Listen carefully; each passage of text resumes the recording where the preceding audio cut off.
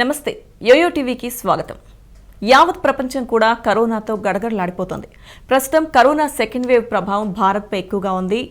అంటే ఈ విపత్కర పరిస్థితుల నుంచి బయటపడాలంటే ముందు మానసిక ధైర్యం కూడా ఎంతో అవసరమని నిపుణులు కూడా చెప్తున్న పరిస్థితి చూస్తున్నాం. అయితే ప్రస్తుతం కరోనా భయం ఎంతమందిలో ఉంది, కరోనా ఒకసారి పాజిటివ్గా నిర్ధారణ అయిన తర్వాత ఎటువంటి జాగ్రత్తలు తీసుకోవాలి, ముందుగా మానసికంగా ఎంత ధైర్యంగా ఉండాలి, వ్యాక్సిన్ ఎప్పుడు తీసుకోవాలి, ఏ సమయంలో తీసుకోవాలి, తర్వాత ఎటువంటి జాగ్రత్తలు తీసుకోవాలి, వీటన్నిటికి సంబంధించి మనతో మాట్లాడడానికి ప్రస్తుతం డాక్టర్ విష్ణురావు గారు, వీరపనేని విష్ణురావు గారు, శ్వాస హాస్పిటల్ డాక్టర్ అయినా ప్రస్తుతం ఆయన అడిగి మరిన్ని వివరాలు తెలుసుకుందాం. సార్ నమస్తే. సార్ నమస్తే అమ్మా. విష్ణురావు గారు, ఇప్పుడు పరిస్థితి మనం చూస్తున్నాం. అంటే కరోనా విషయానికి వచ్చేసరికి పాజిటివ్గా నిర్ధారణ అయిన వాళ్ళు, వస్తుందేమో అనే భయంతో ఉన్న వాళ్ళు, వీళ్ళలో కూడా చాలా వరకు అపోహలు ఉన్నాయి. సో ముందు కరోనా విషయంలో ఎటువంటి అవగాహన అనేది రావాలంటారు? అవగాహన చేస్తూనే ఉన్నాం కదమ్మా, మీరు మేము అందరం కలిసి గత సంవత్సరం కాలంగా ఇక మిగతా పని ఏం లేదు కదా. ఇప్పుడు అవగాహనే చేసుకుంటా కూర్చున్నాం. అయితే అది అంతకంతకు పెరుగుతూనే ఉంది. అయితే తప్పదు, మరింత అవగాహన అనేది మనం చేసుకోవాల్సిందే. సో ప్రస్తుతం మనం సెకండ్ వేవ్ ఉధృతంగా కొనసాగుతుంది మన దేశంలో. కొన్ని రాష్ట్రాల్లో తగ్గుముఖం పట్టింది అంటున్నారు, సంతోషం. కొన్ని రాష్ట్రాల్లో ఇంకొంచెం ఎక్కువ అవుతుంది అంటున్నారు. సో మొత్తం మీద ఒక తరంగాలలాగా, సముద్రంలో అలలలాగా ఇది వస్తూ పోతూ మనని భయభ్రాంతులకు గురి చేస్తూనే ఉంది. ప్రజలందరూ ఎన్నో రకాలైనటువంటి చెప్పలేని ఇబ్బందులకు గురవుతున్నారు. ఆర్థిక పరమైనటువంటి ఇబ్బందులు, సామాజిక పరమైనవి, కుటుంబ పరమైనవి, ఎంతో మందిని కోల్పోతున్నారు పాపం. సో వాళ్ళందరూ ప్రపంచానికి ఒక నెంబర్ కానీ ఆ కుటుంబానికి మాత్రం వాళ్ళు సర్వస్వం. సో చాలా మంది కుటుంబ సభ్యుల్ని కోల్పోతున్నారు. తల్లిదండ్రులను కోల్పోయిన పిల్లలు కొంతమంది, భార్యల్ని, భర్తల్ని, ఇట్లా అంటే ఒక విధమైనటువంటి యుద్ధ వాతావరణం ఈ దేశంలో కనపడతా ఉంది. కరోనా వైరస్ వచ్చిన తర్వాత మనకి సరే, మనం ఫస్ట్ లాక్డౌన్ విధించుకున్నాం. ఆ లాక్డౌన్ దేనికి విధించుకుంటారంటే, ఎవరైనా కూడా ఒకేసారి కేసులు పెరిగిపోతే పాజిటివ్ కేసుల సంఖ్య పెరుగుద్ది, హాస్పిటల్కి వచ్చే వాళ్ళ సంఖ్య పెరిగిపోద్ది, బాగా హాస్పిటల్లో అడ్మిట్ అయ్యే వాళ్ళ సంఖ్య పెరిగిపోద్ది. సో అంటే ఈ చైన్ బ్రేక్ చేయడానికి అంటారు కదా, డెత్స్ పెరిగిపోతాయి. కాబట్టి ఆ చైన్ ని కొంచెం బ్రేక్ చేసి, సో మెల్లమెల్లగా రావడం కోసం ఈ లోపల ఏంటి, వీఆర్ బయింగ్ ద టైం అన్నమాట.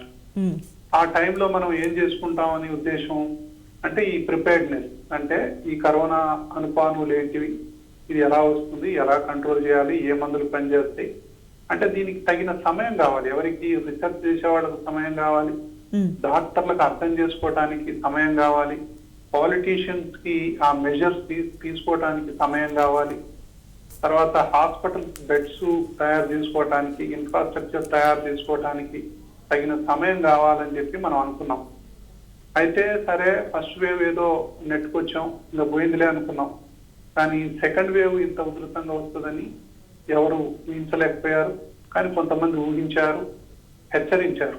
ఎందుకంటే బ్రిటన్ లో ఇప్పుడు భారతదేశంలో ఉన్న పరిస్థితి బ్రిటన్ లో మిడ్ డిసెంబర్ లో ఇప్పుడు ఈ దేశంలో ఏ పరిస్థితి ఉందో అప్పుడు ఆ పరిస్థితి ఉంది అక్కడ. మనం ఏంటి, సెప్టెంబర్ లో పీక్ చూసి మెల్లమెల్లగా అప్పుడప్పుడే మన కర్వ్ అనేది తగ్గుతుంది అనమాట. మనకి అక్టోబరు, నవంబరు, డిసెంబరు, జనవరి, ఫిబ్రవరి అంతా మనం తగ్గుకుంటూ వస్తుంది మనం. ఆ టైంలో సెప్టెంబరు, అక్టోబరు, నవంబరు, డిసెంబరు, జనవరి, ఫిబ్రవరి ఏమో బ్రిటన్ పెరుగుకుంటూ పోయింది. అంటే వాళ్ళకంటే మనం 5 నెలలు వెనుకున్నామని ఇప్పుడు సెకండ్ వేవ్ తో మనకు రుజువైంది. కాబట్టి ఈ రోజు బ్రిటన్ లో పరిస్థితి ఏంటమ్మా, సింగిల్ డెత్ కూడా లేదు. సో డెత్ అన్ని కూడా ఆగిపోయినాయి. కాబట్టి మనకు కూడా ఒక 5-6 నెలలు ఇది ఉధృతంగా వచ్చిన తర్వాత మళ్ళీ తగ్గుముఖం పట్టొచ్చు. తగ్గుముఖం పట్టే లోపే మళ్ళీ థర్డ్ వేవ్ వస్తుందనే అంచనాలు ప్రపంచవ్యాప్తంగా ఉన్నాయి. అంటే ఇది ఏదో ప్రజల్ని భయపెట్టడానికో లేకపోతే ఏదో అది కాదు, కానీ మనం మరింత అవగాహన పెంచుకోవాలని, ఈ కరోనా వైరస్ మన మధ్య నుంచి ఇంకా వెళ్ళిపోలేదని, వ్యాక్సిన్ వచ్చిందని చెప్పి రిలాక్స్ అవ్వాల్సిన పరిస్థితి కనపడట్లా. ఎందుకంటే ఒకసారి కరోనా వైరస్ వచ్చిందమ్మా, ఒక వ్యక్తికి వచ్చింది. వ్యక్తికి వచ్చిన తర్వాత ఏదో కష్టపడో ఆ మందులు వాడో ఈ మందులు వాడో హాస్పిటల్ అడ్మిట్ అయ్యో అంత కష్టాలు పడి కోలుకున్నారు అనుకుందాం. కోలుకున్న తర్వాత అమ్మయ్య నా వంత అయిపోయింది, నా ఫ్యామిలీ వంత అయిపోయింది, మేమందరం ఏదో బతికి బయటపడ్డాం అని అనుకునే టైంలో ఇట్లా 60 to 70% ఆఫ్ ద పాపులేషన్ ని టచ్ చేసిన తర్వాత ఇక మన దేశంలో హర్డ్ ఇమ్యూనిటీ వస్తుంది, ఇంకా అది రాదేమో అనే ఆశాభావంతో మనం ఉన్నాం ప్రతి వాళ్ళం. అయితే మన ఆశల మీద నీళ్లు చల్లుతూ ఒకసారి కరోనా వచ్చినా రెండోసారి రావచ్చని, రెండోసారి వస్తే కూడా మూడోసారి రావచ్చని, వ్యాక్సిన్ మొదటి డోస్ వేసుకున్నా రావచ్చని, రెండో డోస్ వేసుకున్నా కూడా రావచ్చని, రెండో డోస్ అయిపోయి 2 నెలల తర్వాత కూడా రావచ్చని. సో ఇట్లా అంటే మనకు నిద్ర పట్టకుండా చేస్తుంది ఒక విధంగా చెప్పాలంటే. అసలైన భయం ఇక్కడ ఉందమ్మా. కరోనా వచ్చింది, అమ్మయ్య నాకు వచ్చింది పోయింది, సరే దీనికి ఇంకా ప్రిపేర్ అయి ఉన్నాం అని అనుకుంటే అసలు అంతకంటే రిలీఫ్ ఇంకోటి ఉండదు. కానీ ప్రపంచం మొత్తం ఇప్పుడు భయపడేది ఏంటంటే, సరే ఇప్పుడు బయటపడ్డాం, మళ్ళీ ఎప్పుడు వస్తుందో ఏమో, మళ్ళీ ఏ వేరియంట్ వస్తుందో ఏమో, ఎలా దీనికి అసలు ఎట్లా దీని అంతం ఎప్పుడు, అసలు ఇది మన వదిలిపెడుతుందా లేదా, తర్వాత ఇక మన జీవితాలు ఇంతేనా, ఈ కరోనా ముందు జీవితాన్ని మనం చూడగలమా లేదా అంటే జనం ఒకలాంటి మెంటల్ ఎపిడమిక్ లోకి వెళ్ళిపోతున్నారమ్మా. ఆల్రెడీ డిప్రెషన్ లోకి వెళ్ళిపోతున్నారు చాలా మంది. కోపం వస్తుంది, బాధ వస్తుంది, ఏం చేయలేని నిస్సహాయత, సైకాలజీ మారిపోతుంది, పెద్దల సైకాలజీ మారిపోతుంది, అసలు మొత్తం మానవ జాతి యొక్క సైకాలజీ మారిపోతుంది. ఇది ఒక పక్క. ఇంకో పక్క ఏంటంటే ఏమేమి వైద్యాలు చేసుకుంటున్నామో మనకే అర్థం కావట్లా, ఏ మందులు వాడుకుంటున్నామో, ఏది పని చేస్తుందో ఏది పని చేయదో, దేన్ని నమ్మాలో దేన్ని నమ్మకూడదో, ఆ బాధలో ఆ భయంలో మనం ఏ మందులు పెడితే ఆ మందులు వాడుతున్నాం. ఈ మందులు వాడే మందులు ఏంటివి, వీటి వల్ల ముందు రాబోయే సైడ్ ఎఫెక్ట్స్ ఏంటనేది ఇంకొక ఎపిడమిక్. అంటే సైడ్ ఎఫెక్ట్ ఎపిడమిక్ కూడా ముందు కొంచెం ఉంది. ఆల్రెడీ మనం వింటున్నాం, ఫంగస్ ఇన్ఫెక్షన్లు కంట్లో, బ్రెయిన్ లో, సైనస్లలో ఎక్కడ పడితే అక్కడ ఈ బ్లాక్ ఫంగస్ అని చెప్పి ఇది వచ్చేటటువంటి దీన్ని కూడా వింటున్నాం. ఇవన్నీ ఎపిడమిక్సే. ఒకటి మెంటల్ ఎపిడమిక్, ఒకటేమో ట్రీట్మెంట్ సైడ్ ఎఫెక్ట్స్ ఎపిడమిక్, తర్వాత ఎకనామిక్ దానికి సంబంధించిన ఎపిడమిక్స్, ఇట్లా రకరకాల తరంగాలు. ఒక కరోనా వైరస్ తరంగమే కాదు, అది ఇంకొక 100 రకాలైనటువంటి తరంగాల్ని మన జీవితంలో తీసుకొస్తుంది. వీటన్నిటిని మనం అధిగమించాల్సినటువంటి బాధ్యత ఉంది. దీన్ని మాత్రం ధైర్యంతోనే మనం, ఓపికతో, ధైర్యంతో, మరి అవగాహనతో, అప్రమత్తతతో ఎదుర్కోవాలి తప్ప భయపడితే పరిస్థితి మరింత విషమించేటటువంటి పరిస్థితులు ఇప్పుడు ప్రపంచవ్యాప్తంగా ఉన్నాయి, మన దగ్గరే కాదు.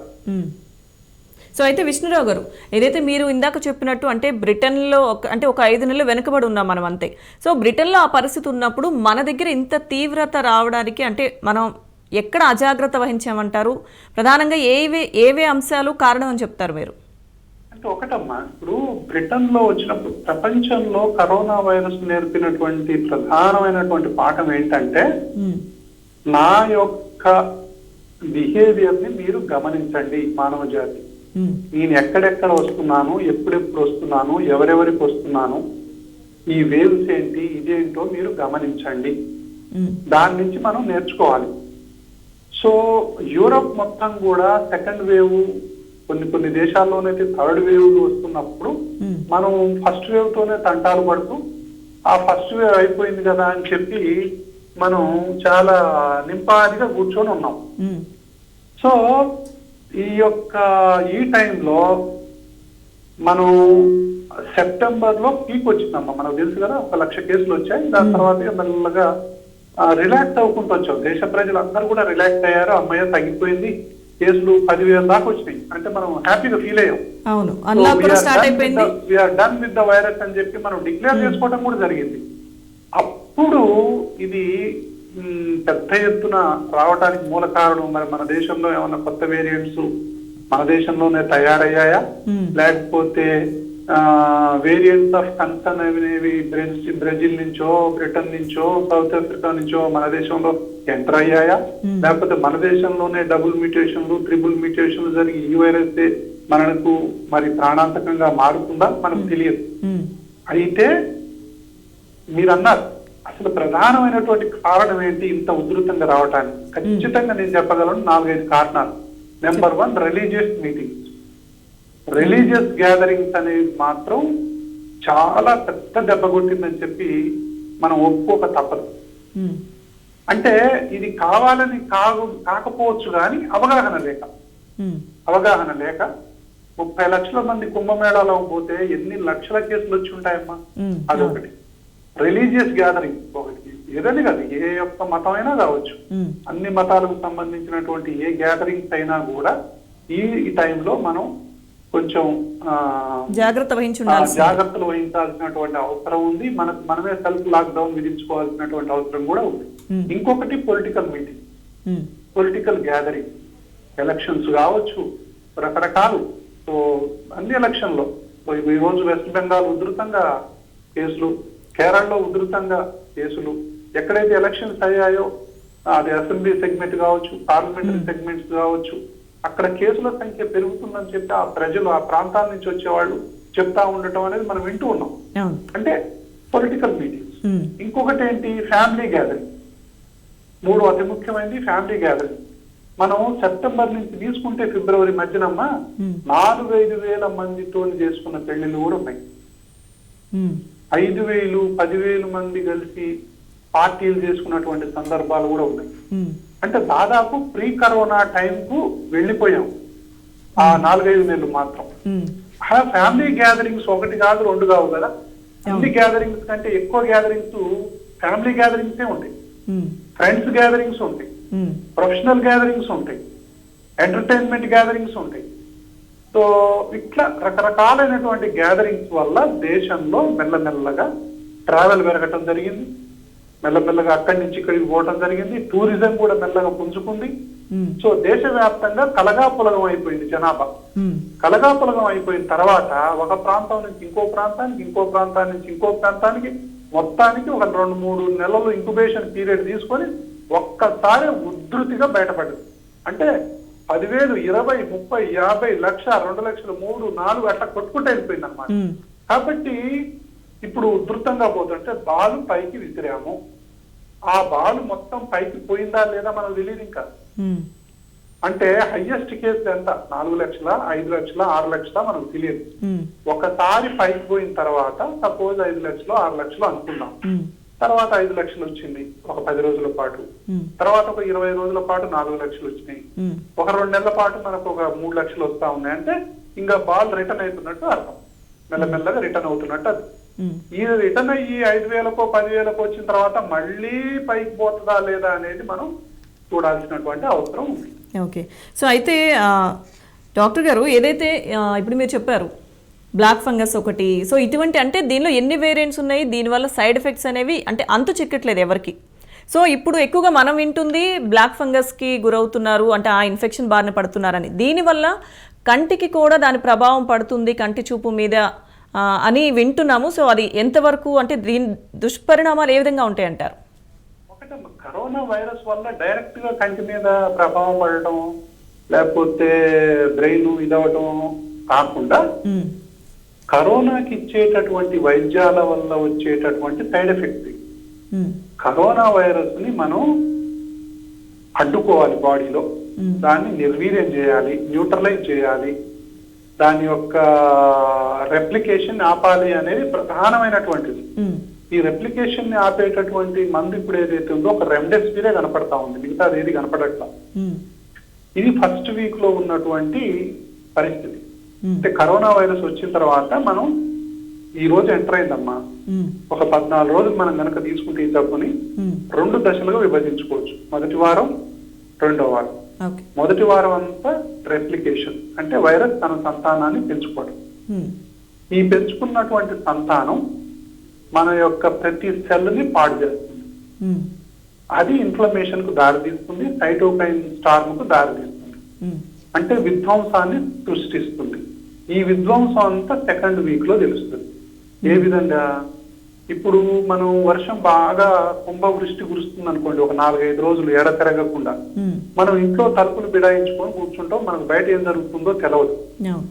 వర్షం అంతా అయిపోయిన తర్వాత అంటే ఇక్కడ వైరస్ అంతా ఆగిపోయిన తర్వాత అప్పుడు మనం ఏం చేస్తాం, ఆ కాలనీ మునిగిపోయింది, ఈ కాలనీ మునిగిపోయింది అని చెప్పి రెస్క్యూ ఆపరేషన్స్ చేపడతాం మనం. అంటే సెకండ్ వారం అంతా రెస్క్యూ ఆపరేషన్ అన్నమాట. ఏ విధ్వంసం జరిగిందో మన బాడీలో సెకండ్ వారం బయటపడుతుంది, ఫస్ట్ వారం పడదు. ఫస్ట్ వారం అంతా జలుబు, దగ్గు, ఒళ్ళు నొప్పులు, జ్వరం, దాని తర్వాత దీంతోనే సరిపోతుంది. ఇక సెకండ్ వారం అంతా ఈ ఇన్ఫ్లమేటరీ రెస్పాన్స్ తోని మన యొక్క బాడీలో ఇన్ఫ్లమేషన్ గురైపోయి ఆయాసం రావటం, న్యూమోనియా తయారవటం, ఊపిరి పీల్చుకోలేకపోవటం, ఆక్సిజన్ సాచురేషన్ పడిపోవటం, చేతకాకపోవటం, నడవలేకపోవటం, నిద్ర రాకపోవటం. సో ఇవన్నీ సెకండ్ వారంలో ఉంటాయి. ఈ సెకండ్ వారంలో స్టీరాయిడ్స్ ఎక్కువ వాడతారమ్మా. మనం రెస్క్యూ ఆపరేషన్ లో మనకున్నటువంటి ప్రధానమైన ఆయుధం స్టీరాయిడ్. సో మనకున్నటువంటి ప్రధానమైనటువంటి ఆయుధం అది స్టీరాయిడ్ అనేది. ఈ స్టీరాయిడ్ అనేది ఎంత వాడాలి, ఎప్పుడు వాడాలి, ఎవరికి వాడాలి, ఎక్కడ ఏ సెటప్ లో వాడాలి అనేది చాలా చాలా ఇంపార్టెంట్. సో ఇప్పుడు ఇన్ఫ్లమేటరీ మార్కర్స్ అని ఉంటాయి. డైమర్ అని మీరు వినే ఉంటారు, టిఆర్పి అని విని ఉంటారు, ఎల్డిహెచ్ వినే ఉంటారు, సీరం క్రెరిటిన్, ఇట్లా రకరకాలైనటువంటి ఇన్ఫ్లమేటరీ మార్కర్స్ ని అనుగుణంగా ఈ యొక్క స్టీరాయిడ్స్ ఇవ్వటం అనేది జరుగుతుంది. ఇందులో యాంటీ ఇన్ఫ్లమేటరీ డ్రగ్ ఏదైతుందో టొసిలోజుమాబ్ అంటారు. IL-6 ఎక్కువ ఉన్నప్పుడు, ఇన్ఫ్లమేషన్ బాగా చెలరేగిపోతున్నప్పుడు టొసిలోజుమాబ్ ఒక సింగిల్ డోసు కానీ 2 డోసులు కానీ ఇస్తారు. దీన్ని మనం ఎప్పుడైతే ఇది రుమటాయిడ్ ఆర్థరైటిస్ కు వాడేటటువంటి రీపర్పస్ డ్రగ్. ఈ డ్రగ్ తీసుకొచ్చి మనం ఇన్ఫ్లమేషన్ ని ఆపటం కోసం ఎప్పుడైతే మన బాడీలో ఇస్తామో ఇది యాంటీ ఇన్ఫ్లమేటరీ గా పనిచేసి మనకి ఇమ్యూనిటీని మొత్తం సప్రెస్ చేస్తుంది, ఇన్ఫ్లమేషన్ ని సప్రెస్ చేస్తుంది. అప్పుడు మన ఇమ్యూనిటీ అనేది శరవేగంగా పడిపోతుంది. దీంతో పాటు స్టీరాయిడ్ ఇంజక్షన్లు కూడా ఇస్తాం. స్టీరాయిడ్ ఇంజక్షన్లు, టొసిలోజుమాబ్ ఇవన్నీ కలిపి ఇమ్యూన్ సిస్టమ్ ని మొత్తం చల్లబడేటట్టు చేస్తాయి. అప్పుడు ఏమవుతుంది అంటే షుగర్ లెవెల్స్ పెరిగిపోవడం, తర్వాత ఫంగస్ అంటే ఈ బ్లాక్ ఫంగస్ అంటాం, ఈ మ్యూకార్ మైకోసిస్ అంటాం. ఎప్పటి నుంచో ఉన్న జబ్బే, కొత్త జబ్బేం కాదు. అయితే ఇది ఎవరిలో చెలరైపోద్ది అంటే ఎవరికైతే ఇమ్యూన్ సిస్టమ్ బాగా డౌన్ అయిపోద్దో, అది షుగర్ ఉన్న వాళ్ళకి కానీ, HIV ఉన్న వాళ్ళకి కానీ, క్యాన్సర్ ఉన్న వాళ్ళకి కానీ, తర్వాత ఆహార లోపం ఉన్న వాళ్ళకి కానీ, రకరకాల జబ్బులు ఉన్న వాళ్ళకి కానీ, అన్ని ఆర్గాన్స్ కు సంబంధించినటువంటి చివరి దశలో ఉన్నటువంటి వాళ్ళకి కానీ, స్టీరాయిడ్ వాడే వాళ్ళకి కానీ ఈ ఫంగస్ అనేది బాడీలో ఎక్కడైతే స్పేసెస్ ఉన్నాయో ఆ స్పేసెస్ లో అక్యుములేట్ అయింది. ఇక్కడ మనకు సైనస్ లు ఉంటాయి, ఇక్కడ కళ్ళ గుడ్లలో తయారైంది, ఈ సైనస్ లో నుంచి బ్రెయిన్ కి ఎంటర్ అవుద్ది. ఇప్పుడు ఇది బ్లాక్ ఉంటది కాబట్టి బ్లాక్ ఫంగస్ అంటాం. ఇది కంటి చూపును దెబ్బతీస్తుంది ఆ ఫంగస్. సైనస్ మొత్తం విధ్వంసం, బ్రెయిన్ కు సంబంధించి బ్రెయిన్ కు బాగిన తర్వాత మనం కోమాలోకి వెళ్ళిపోతాం.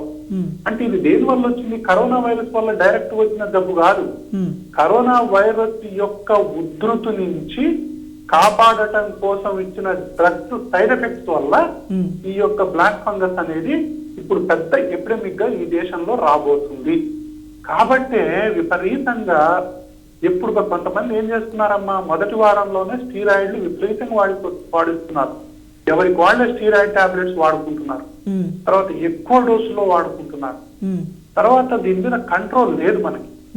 అంటే ఆ డాక్టర్ యొక్క డిస్క్రిప్షన్ బట్టి అది ఆధారపడి ఉంటుంది. అయితే పేషెంట్ ని బతికించాలి అనేటటువంటి తపనలో మనం కొన్ని స్టీరాయిడ్స్ ఒక్కోసారి ఎక్కువ వాడటం అనేది జనరల్ గా వస్తున్నది. అయితే అది పేషెంట్ బతకటం ఒక పక్క, సైడ్ ఎఫెక్ట్స్ ఇంకో పక్క. ఏది చూసుకోవాలి మరి? బతకటమే ముందు చూసుకోవాలి కాబట్టి సైడ్ ఎఫెక్ట్స్ కూడా ఆస్కారం అనేది వస్తుంది అన్నమాట. ఓకే, సో అయితే విష్ణురావు గారు, టీకా విషయానికి వస్తే గనక ఫస్ట్ డోస్ తీసుకున్న వాళ్ళకి కూడా పాజిటివ్ వచ్చే ఛాన్సెస్ ఉంటున్నాయి, సెకండ్ డోస్ తర్వాత కూడా పాజిటివ్ వచ్చే అవకాశాలు ఉంటున్నాయి. జాగ్రత్తగా ఉండాలి. సెకండ్ డోస్ తీసుకున్నంత మాత్రాన కరోనా వైరస్ ముప్పు శాశ్వతంగా తొలగిపోయినట్టు కాదు. సో దీనికి కారణాలు ఏంటంటారు? సెకండ్ డోస్ తర్వాత యాంటీబాడీస్ రావడానికి కానీ, లేకపోతే కరోనా కొత్త వేరియంట్లు టీకా కన్నా అధిక ప్రభావం చూపుతున్నాయి అనుకోవచ్చు అంటారా? అంటే ఎందుకంటే ఈ సందేహం చాలా మందికి ఉంటుంది. అవునమ్మా, అంటే ఒకటమ్మా, అసలు మనం ఎప్పుడైతే పేరెంట్ వైరస్ చైనా నుంచి వచ్చిందో దానికి సంబంధించినటువంటి వ్యాక్సిన్లు మనం అభివృద్ధి చేయడం మొదలుపెట్టాం.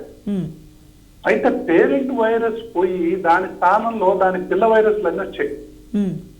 తల్లి వైరస్ చేస్తే పిల్ల వైరస్ యొక్క ప్రభావం ఎక్కువైపోయింది. అయితే ఈ యొక్క వీటినే స్ట్రెయిన్స్ అంటున్నాం, మ్యుటేషన్స్ అంటున్నాం, వేరియంట్స్ అంటున్నాం. ఈ వేరియంట్స్ కోసం మనం తయారు చేయాలి వ్యాక్సిన్, తల్లి వైరస్ కోసం తయారు చేసి.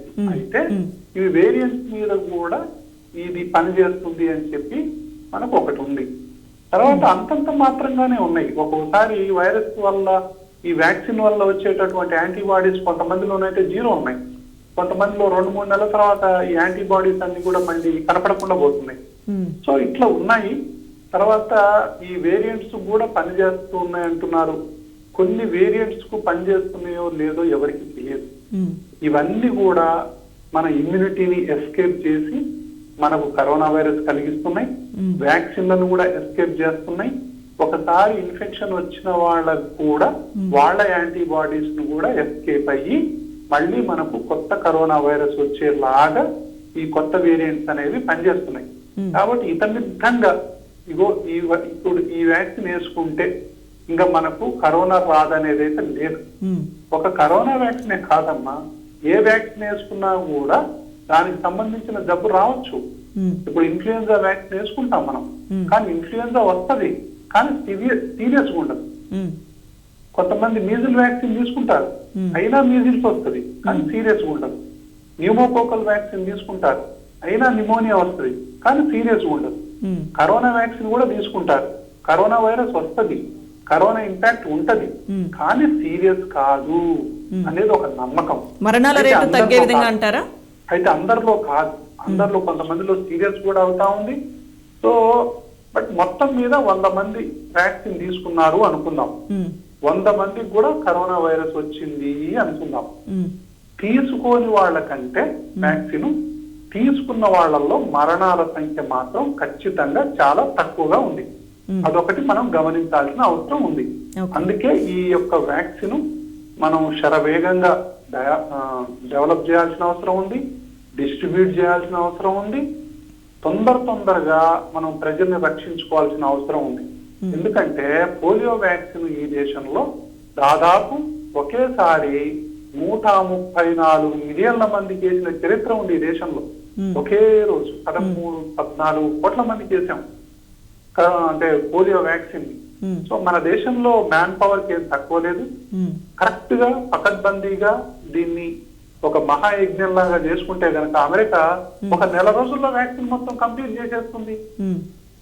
మనం గనక ఇదే పేస్ లో వ్యాక్సిన్ వేసుకుంటా పోతే మనకు 2 ఏళ్లు పడతో 3 ఏళ్లు పడతో మనకు తెలియదు. కాబట్టి వ్యాక్సిన్ శరవేగంగా ప్రజలకి అందించాల్సినటువంటి అవసరం ఉంది.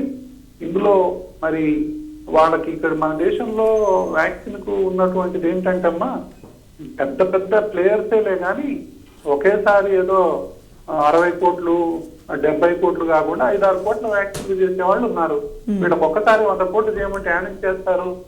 వీళ్ళకి చెయ్యాలి అంటే మనం వీళ్ళకి ఆర్థికంగా ఇప్పటికే మనం విపరీతమైనటువంటి ఇన్ఫ్రాస్ట్రక్చర్ వాళ్ళకి కల్పించేసి, ఇగో మేము ఉన్నాము, ఇగో మీకు ఈ డబ్బులు ఇస్తున్నాము, మీరు మీరు ఏం చేస్తారో మాకు తెలియదు, ఎంతమందిని కలుపుకుంటారో మాకు తెలియదు, ఇగో ఈ 100 కోట్ల డోసులు మాకు కావాలి, ఇంకో 100 కోట్లు మాకు సెకండ్ డోసుకు కావాలి, ఇంకా 100 కోట్లు అవసరమైతే బయటికి పంపించడానికి కావాలి, దీనికి సంబంధించినటువంటి ఆ డబ్బులు వాళ్ళకు మనం అరేంజ్ చేసి ఉంటే ముందర ఎప్పుడు కాదు 5-6 నెలల కింద అరేంజ్ చేసి ఉంటే ఇది అప్రహతంగా సాగి ఉండేది.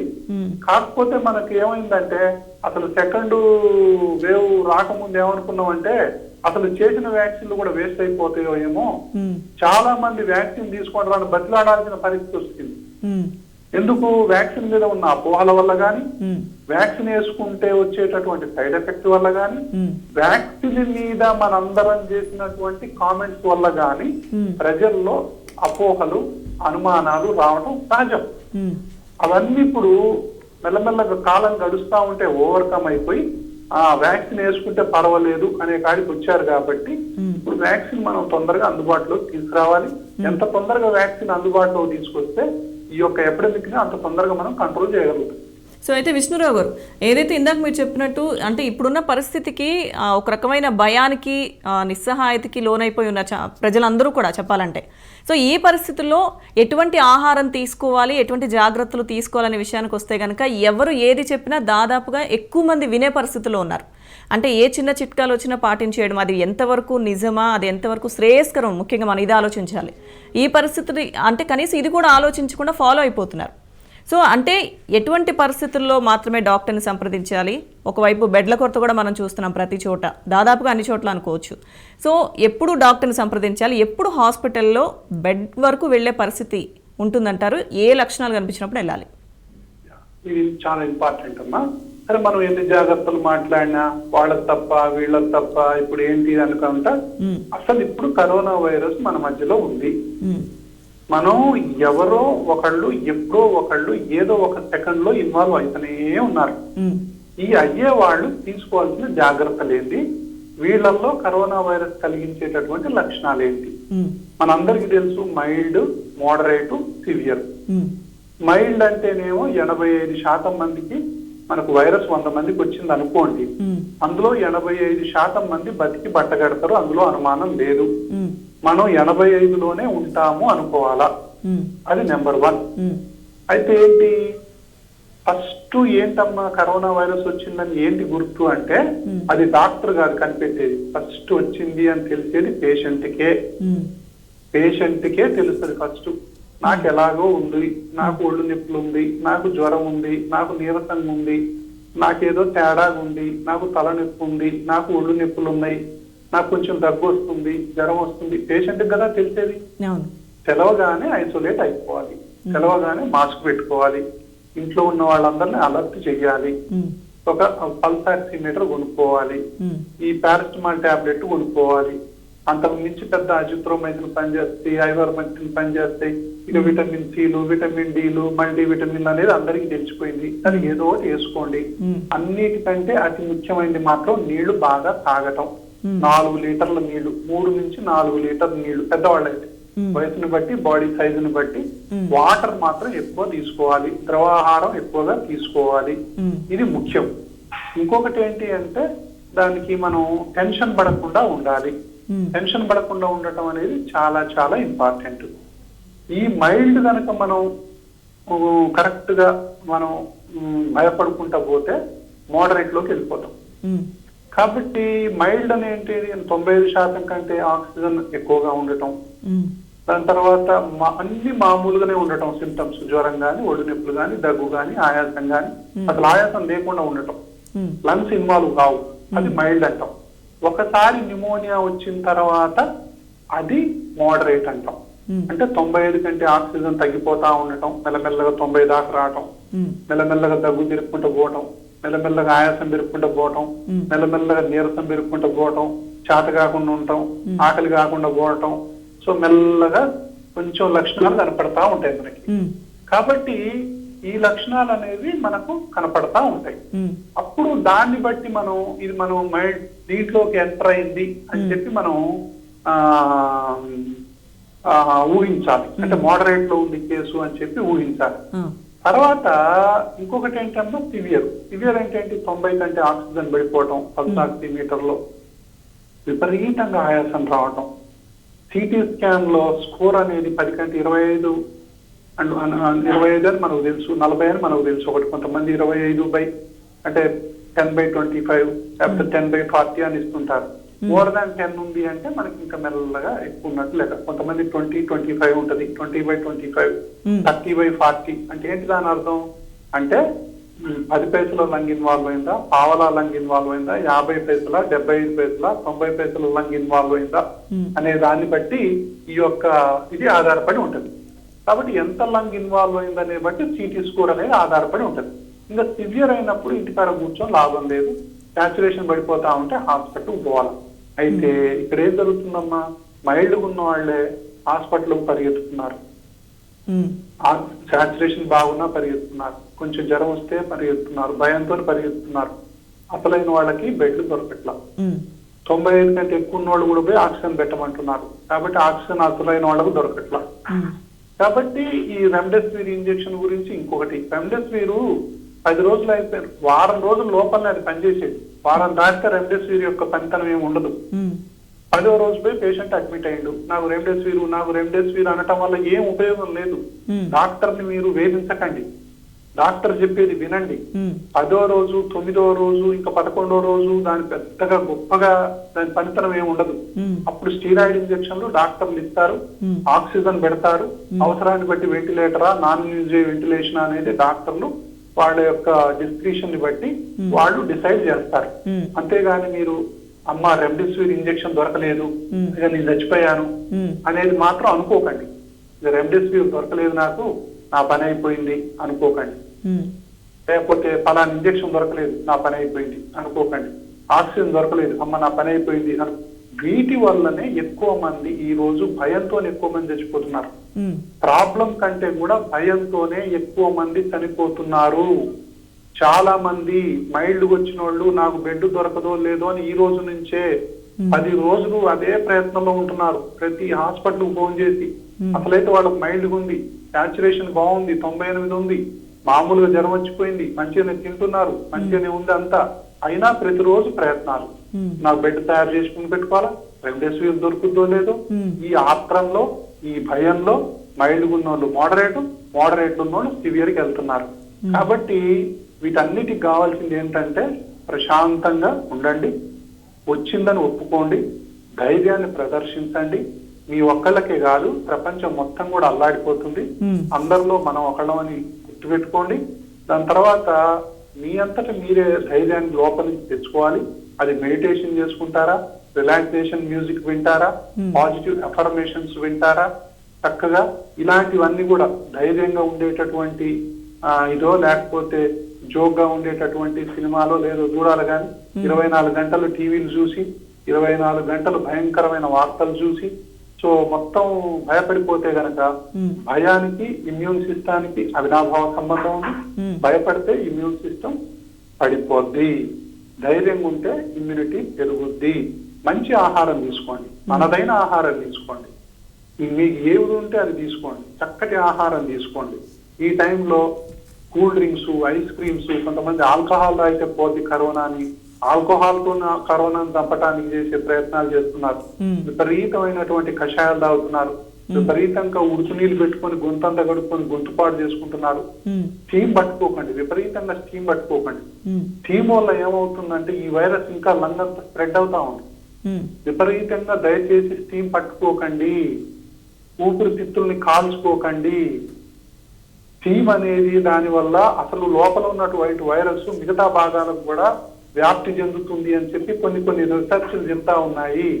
కాబట్టి ముక్కు దిబ్బడేస్తే మనం ఆవిరి పట్టుకోవడం వరకు ఓకేలే గాని మరీ దాన్ని మనం అని చెప్పి మొత్తం ఆవిరంతా పీలిస్తే ఈ యొక్క వైరస్ డ్రాప్లెట్ సహాయంతో ఒక్కడ ఉన్న వైరస్ మొత్తం స్ప్రెడ్ అయిపోయేటటువంటి అవకాశాలు కూడా ఉన్నాయి. కాబట్టి ఆవిర్లు పట్టడం ఆపండి, ఉడుకు నీళ్ళు పెట్టి 24 గంటలు చేయటం ఆపండి, కషాయాలు తాగటం ఆపండి, మంచిగా ఆహారం తీసుకోండి, మంచిగా మెడిటేషన్ చేసుకోండి, ప్రాణాయామం చేసుకోండి, ఇవన్నీ చేసుకోండి. ఇంకొకటి ఏంటంటే మీకు న్యూమోనియా వచ్చిందా రాలేదా మీకు మీరే టెస్ట్ చేసుకోవటం ఎట్లా, ఇది చాలా ఇంపార్టెంట్.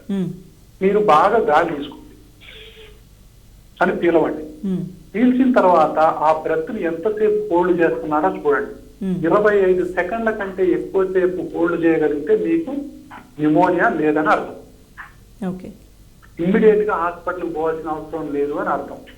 బాగా గాలి పీల్చండి, హోల్డ్ చేయండి, ఎంతసేపు ఉంటారో చూసుకోండి. కొంతమంది 25 సెకండ్లు ఉండొచ్చు, కొంతమంది 40 ఉంటారు, కొంతమంది 1 మినిట్ కూడా ఉంటారు. అంటే మన ఊపిరితిత్తులు బాగున్నాయని అర్థం. అదొకటి. తర్వాత పల్స్ ఆక్సిమీటర్ పెట్టుకొని చూసుకోండి, 95, 96 ఉందనుకుందాం. ఒక 6 నిమిషాలు గబగబా నడవండి అటు ఇటు. 6 నిమిషాల తర్వాత మళ్ళీ చూసుకోండి, అది 90కి వచ్చిందా 88కి వచ్చిందా చూసుకోండి. ఓహో అంటే 6 నిమిషాల తర్వాత మన ఆక్సిజన్ పడిపోయింది అంటే మనకు న్యూమోనియా వచ్చింది అని మనకు ఇండైరెక్ట్ ఎవిడెన్స్. 25 సెకండ్లు మనం హోల్డ్ చేయలేక 1, 2, 3, 4, 5 అనగానే మనం ఆయాసపడ్డాం అనుకోండి, అప్పుడు మనకు నా న్యూమోనియా వచ్చింది అని చెప్పడానికి ఇండైరెక్ట్ గుర్తు. తర్వాత ఇంటి దగ్గర ఉన్న వాళ్ళు ఆక్సిజన్ అందట్లేదు అంటే మరి ఇంటి దగ్గర ఏం చేయాలా? ఆక్సిజన్ లో బెడ్ లేవు, ఎక్కడ బెడ్ దొరకట్లేదు, మీకు ఆక్సిజన్ తగ్గిపోతుంది, మీరు ఇంట్లో ఉన్నారు, మీకు ఏ దిక్కు తోచట్లేదు, ఏం చేస్తారు? టెన్షన్ పడకండి, ప్రశాంతంగా ఉండండి, భయపెట్టే వాళ్ళందరినీ పక్కకు పొమ్మనండి, బోర్లా పడుకోండి, ఈ ఛాతీ కింద దిండు పెట్టుకోండి, ఇక్కడి నుంచి ఇక్కడ దాకా దిండు పెట్టుకోండి. ఏ పొజిషన్ లో దిండు పెట్టుకుంటే బాగుంటుందో ఆ పొజిషన్ లో దిండు పెట్టుకొని ఒక 1/2 అవర్ పడుకోండి.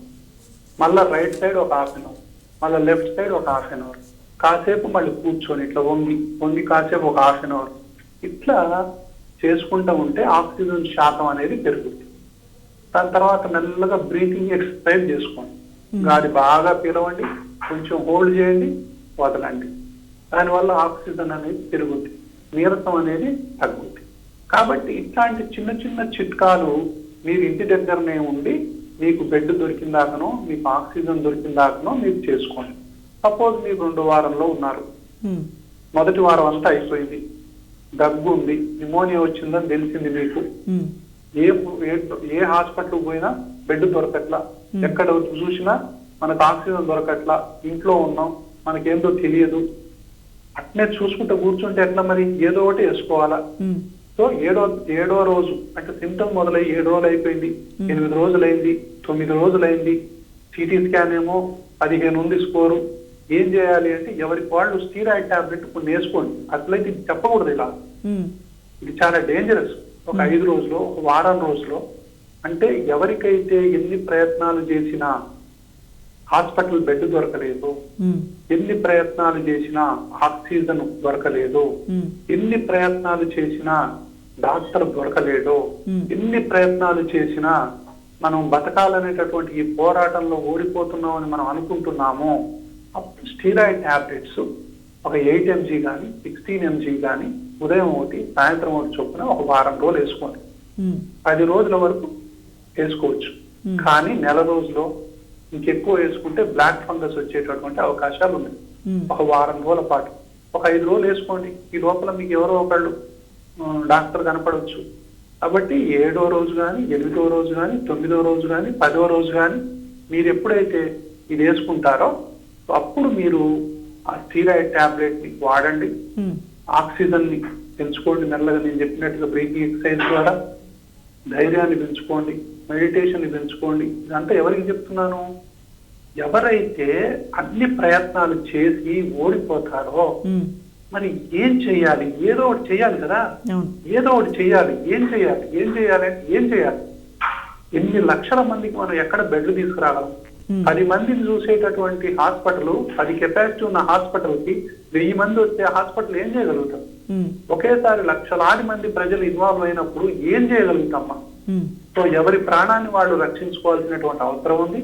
అలా అని చెప్పి విత్తలవిడిగా తీసాపోయి మీరు స్టీరాయిడ్ గోళీలు కనుక వేసుకుంటే లేనిపోని డబ్బులు వచ్చినట్టే. కాబట్టి ఇది డబుల్ ఎడ్జ్డ్ స్వోర్డ్ అంటాం, 2 వైపులా పదునున్న కత్తి లాంటిది. ఇప్పుడు ఇది క్యాండిల్ లాంటిదమ్మా. స్టీరాయిడ్ అనేది ఒక క్యాండిల్ లాంటిది. దీపం వెలిగించవచ్చు, గుడిసె తగలబెట్టవచ్చు. చాలా చాలా ఇంపార్టెంట్. ఈ డిస్క్రిమినేషన్ కనుక లేకపోతే మనం హాని చేసుకునే అవకాశాలే చాలా ఎక్కువ ఉంటాయి. ఎవరైతే అత్యవసర పరిస్థితుల్లో ఉన్నారో వాళ్ళు ఇప్పుడు గ్రామీణ ప్రాంతాల్లో ఉన్నవాళ్ళు ఉంటారు, డాక్టర్లు ఏదో ఎంతో కొంత చదువుకున్న వాళ్ళు ఉంటారు. వాళ్ళు ఎప్పుడు బట్టి అప్పుడు స్టీరాయిడ్ ఇస్తున్నారు. మొదటి వారంలో దయచేసి ఏ పేషెంట్ కి ఎవరు స్టీరాయిడ్ ఇవ్వకండి. 7వ రోజు దాటినాకనో 8వ రోజు దాటినాకనో ఆక్సిజన్ పడిపోతుంటేనో న్యూమోనియా ఎక్కువ ఉందని మీకు అనిపిస్తేనో పేషెంట్లకు 5 రోజులో వారం రోజులో స్టీరాయిడ్లు పెట్టండి. అంతే తప్ప విపరీతంగా స్టీరాయిడ్లని గుర్తించొద్దు. దానితో పాటు యాంటీబయాటిక్స్ వాడాలి, దాంతో పాటు విటమిన్స్ వాడాలి, దాంతో పాటు ఆహారం మంచిగా తీసుకోవాలి, దాంతో పాటు ప్రాణాయామం చేసుకోవాలి, మెడిటేషన్ చేసుకోవాలి, ధైర్యంగా ఉండాలి. ఇవన్నీ చేసుకుంటే మాత్రమే మనం ఈ కరోనా వైరస్ నుంచి ఒకళ్ళకొకళ్ళం ధైర్యం చెప్పుకొని బయటపడగలుగుతాం. కాబట్టి అనవసరమైనటువంటి వైద్యాలు, అనవసరమైనటువంటి ఈ వాట్సాప్ లో వచ్చేదో అనవసరంగా మనం టీవీలో చూసి భయపడి మరింత ముప్పును మీరు కొని తెచ్చుకోకండి. ఎక్కువగా భయపడకండి, ఎక్కువ ధైర్యంగా ఉండండి. సో ఈ వేవ్ లో మొదటి వేవ్ లోనేమో ఎక్కువ మంది వృద్ధులకు వచ్చినట్టు, 2వ దాంట్లో ఇప్పుడు ఎక్కువగా 30 to 45 మధ్య ఉన్న వాళ్ళు ఎక్కువగా సీరియస్ అవుతున్నారు. కొంతమంది 3వ వేవ్ అంటున్నారు. మరి అది ఈసారి వచ్చే వాళ్ళకి యంగ్ జనరేషన్ కి వస్తుంది అంటున్నారు. సో ఇవన్నీ మనం చూడాలి. ముందే మనం ఊహించేసి భయపడకుండా ఉండాలి. లాక్డౌన్ అంటే మాస్క్ మహా ఉద్యమం నడవాల్సిందే. ఈ కరోనా వైరస్ ఈ ప్రపంచం నుంచి పోయేదాకా మాస్క్ మాత్రం మహామంత్రం. నెక్స్ట్ అదే విష్ణురావు గారు, మహా ఆయుధం ఏదైతే మహా ఆయుధం. కాబట్టి వ్యాక్సిన్ అనేది మహా ఉద్యమంగా నడవాలి. వ్యాక్సిన్ కాడికి పోయి కరోనా వైరస్ ని తెచ్చుకోకండి, అనవసరమైన టెస్టులు చేయించుకోకండి. ఇప్పుడు వాసన పోయిందమ్మా, ఇంట్లో 10 మంది ఉన్నారు, ఇద్దరికి కరోనా వైరస్ పాజిటివ్ వచ్చింది, అందరికి జ్వరం వచ్చింది, ఇక అందరికి అదే అన్నట్టే అర్థం. పడి టెస్టులు ఏం చేయించుకోకండి, ఇంకా ఒళ్ళు గుల్లా ఇల్లు గుల్లా. కొంతమందికి వాసన పోయిందంటే ఈక్వల్ టు కరోనా, అసలు టెస్టే అవసరం లేదంట నేను. అదిగాక ఇంకేంటమ్మా, ఈ రోజు వైరస్ వచ్చింది, కరోనా పాజిటివ్ వచ్చింది, మళ్ళీ 3 రోజుల తర్వాత పోయి చేసుకుంటారు, మళ్ళీ 5 రోజుల తర్వాత చేసుకుంటారు, మరి వారం తర్వాత చేసుకుంటారు, 5 రోజుల తర్వాత, 2 వారాల తర్వాత, 3 వారాలు. ఒక్కొక్క వ్యక్తి 10 సార్లు చేసుకుంటున్నాడు ఆర్టీపీసీఆర్. దయచేసి ఆర్టీపీసీఆర్ చేయడం ఆపేసేయండి. అక్కడికి పోయిన తర్వాత ఏమైందంటే అసలైన వాళ్ళు దొరకట్లా. ఒకటి, అక్కడికి పోయి వైరస్ బారిన పడుతున్నారు, వ్యాక్సిన్ కోసం పోయి వైరస్ బారిన పడుతున్నారు. అనవసరమైన టెస్టులు మాత్రం రిపీట్ చేయకండి, మాటికి టెస్టులు మాత్రం రిపీట్ చేయకండి, విపరీతంగా సిటీ స్కాన్లు తీసుకోకండి. డాక్టర్ సలహా ప్రకారం మాత్రమే టెస్టులు చేసుకోండి. డాక్టర్ సలహా ప్రకారమే కొన్ని మందులు, కొన్ని రకాలైనటువంటి రెమ్డెసివిర్ కానీ, స్టీరాయిడ్ కానీ, కొన్ని రకాల మందులు, టొసిలోజుమాబ్ ముఖ్యంగా. సో అసలు ఆ టొసిలోజుమాబ్ అయితే అసలు వాడాల్సిన అవసరమే లేదంట నేనైతే. అది డబుల్ ఎడ్జ్డ్ స్వాడ్ ఇవన్నీ. కాబట్టి జాగ్రత్తగా మీరు మాస్క్ ని మించిన మందు ఇప్పటిదాకా ఏది లేదు. మాస్క్ నే నమ్ముకోండి. Thank you so much. So thank you అండి విష్ణురావు గారు. కరోనా విషయానికి సంబంధించి ప్రజల్లో ఉన్న అపోహలు అవన్నీ తొలగించే ప్రయత్నం చాలా చక్కగా చేశారు. అలాగే మానసికంగా ఎంత ధైర్యంగా ఉండాలో చాలా చక్కగా చెప్పారు. థ్యాంక్ యూ సో మచ్ అండి.